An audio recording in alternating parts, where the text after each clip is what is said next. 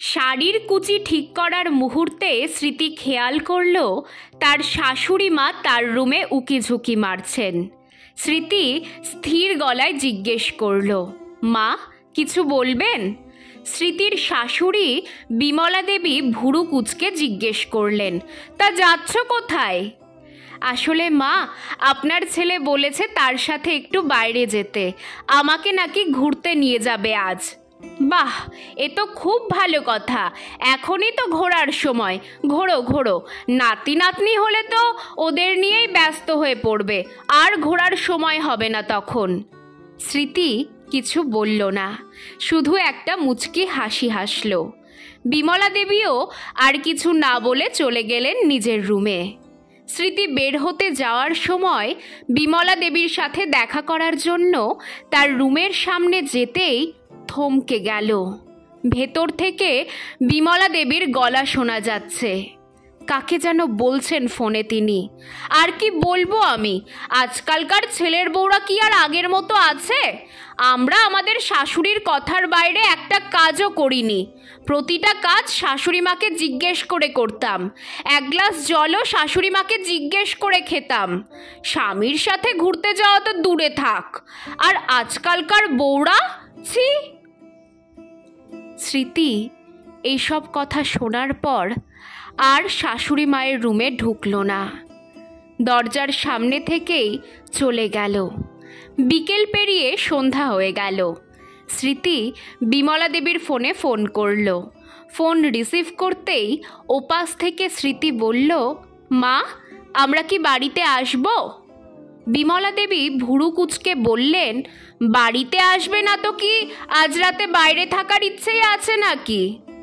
আচ্ছা মা, আসছি বলেই স্মৃতি কল কেটে দিল।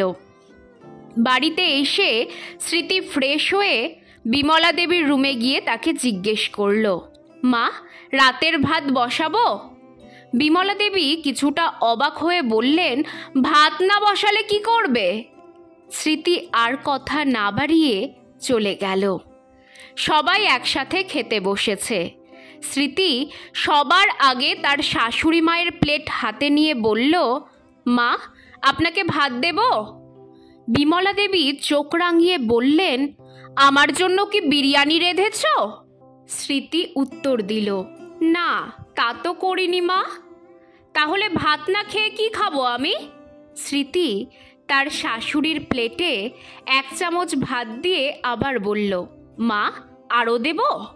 1 চামচ ভাত খেয়ে কি হবে? স্মৃতি আরেক চামচ ভাত দিয়ে বলল, আর দেব?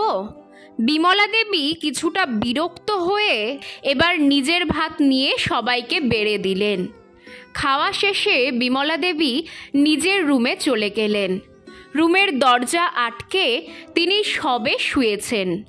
এমন সময় স্মৃতির দরজা নক করা শুরু করলো। বিমলা দেবী বিরক্ত হয়ে দরজা খুললেন। মা থালা বাসনগুলো কি এখনই ধুয়ে ফেলবো? তিনি এবার রেগে গিয়ে বললেন, কি শুরু করেছো বৌমা? সেই কখন থেকে আমার সাথে এমন করছো? প্রতিটা কথা জিজ্ঞেস করে করে করছো কেন? ব্যাপার কি তোমার? স্মৃতি কাচুমাচু করে বলল, না মানে আপনি তো আজ কাকে যেন ফোনে বলছিলেন, আমি আপনাকে কিছু জিজ্ঞেস করে করি না, নিজের যা ইচ্ছে হয় তাই করি, তাই ভাবলাম আজ থেকে সব কিছুই আপনাকে জিজ্ঞেস করে করব। বিমলা দেবী রেগে গিয়ে এবার ধড়াম করে দরজাটা আটকে দিলেন। রাত প্রায় 3টার কাছাকাছি। বিমলা দেবীর মোবাইল বেজেই চলেছে। আধো আধো চোখে তিনি মোবাইলের স্ক্রিনের দিকে তাকালেন। স্মৃতি কল করছে। তিনি নড়ে চড়ে উঠলেন। এত রাতে এতবার কল করলো কেন বৌমা? কিছু হয়েছে নাকি?